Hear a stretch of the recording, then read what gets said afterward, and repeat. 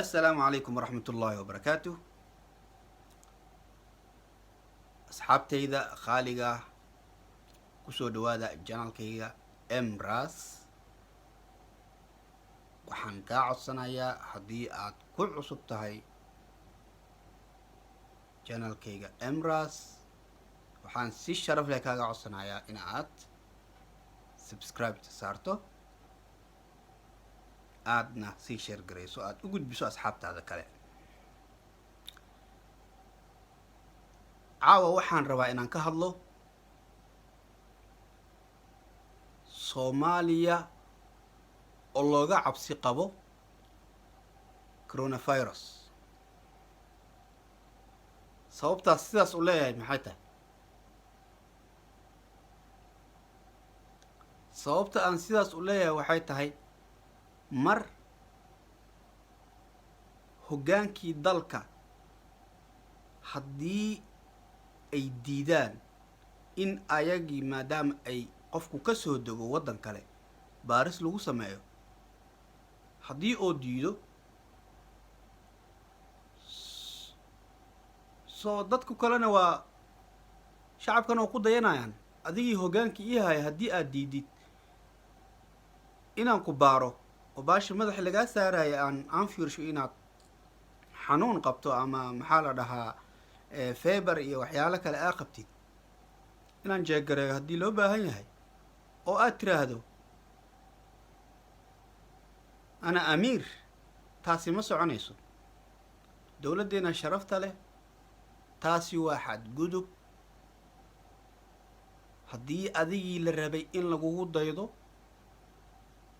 oo aad samayso qalad, soo shaqaalihii wasaaradda caafimaadka ee taagnaa garoonka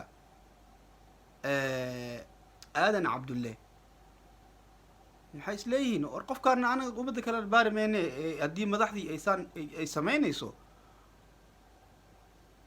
waxaa waaye qof aan baarayno ma lahan, faraha ha laga qaado. taasna maxay keeni kartaa in cudurka uu soo galo magaalada muqdisho. waxba kaama dhibayso haddii mar lagu saari lahaa oo lagaa baaro, soo sharafey kuu tahaybo. oo waxaa la leeyahay wasiiraddiya maanta amarka u hoggaansantay. wasiirad khadiijo maanta faawul ay gashay. faawulka ay gashayna faawul aad looga xumaado waaye, because waxaa loo baahan yahay in ay u hoggaansanto waxa maanta meesha dadku loo baaraayo. waxay tahay in shacabka soomaaliyeed ee magaalada ku dhaqan ee soomaaliya oo dhan ku dhaqan in aysan caafimaad darro in ay la kulmaan ayaa looga hortegayaa. maxaa loo dhihi waaya iska soo aruura jayneska viruska qaba iyo etoobiyaanka viruska qaba iyo kenyaatiga viruska qaba iska soo aruura, maxaa loo dhihi waaya? kanaan wax ku nahay, kan waa burburina.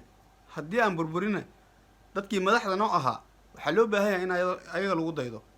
haddii sanadihii hore ee lasoo dhaafay haddii dadku ay wax ku takrifali jireen, dowladdan inkastoo ammaan weyn aan u hayno oo hantidii qaranka aysan ay duubsanin oo maanta ay ku dhisayso hantida guud ee ummadda soomaaliyeed ka wada dhexaysay ay ku dhisayso meelihii danta guud, soo taas waa ku taageersannahay. laakiin amar diididda ama amiira ahay, soo anuu amiir ah ma xanuunsan karo mana jiran karo, horta ma dhacayso.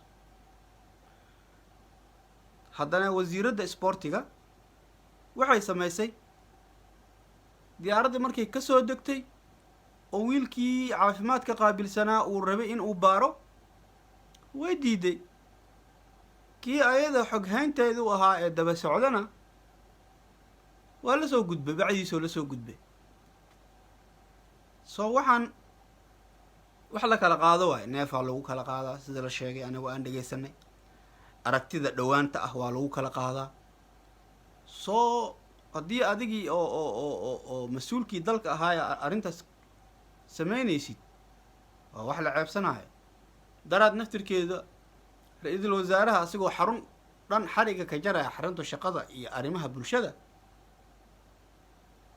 maqaska haddii laguu dhiibo waxaa loo baahan yahay xerigga dhinacaas iyo dhinaca markii laga kala jaro in xarigga la saaro saxanka. ra-iisul wasaaraha dalka soomaaliya wuxuu sameeyey xariggii dhulku ku tuuray. so taasna wax laga xumaado waay, ma ahan in waddanku waddan qashin ma aha, waddanka mas-uulka aad ka ahayd waaye. marka wasiiraddeena sharafta leh wasiiradda isboortiga marwo khadiijo, arrinta ay ku kacday waa arrin aada looga xishoodo, waana arrin qalad ah. waxaa kaaga sii daran dadka safeelay ugu jiraanoo way salaamayaan oo xabadkay gelinayaano because waa loo safan yahay.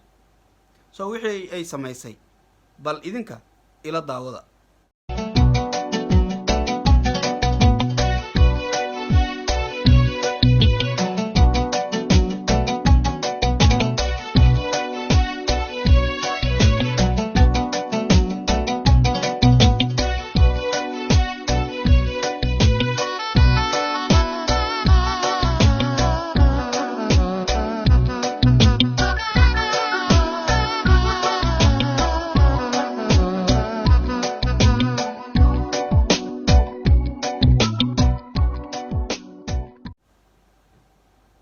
waa aragteena fila.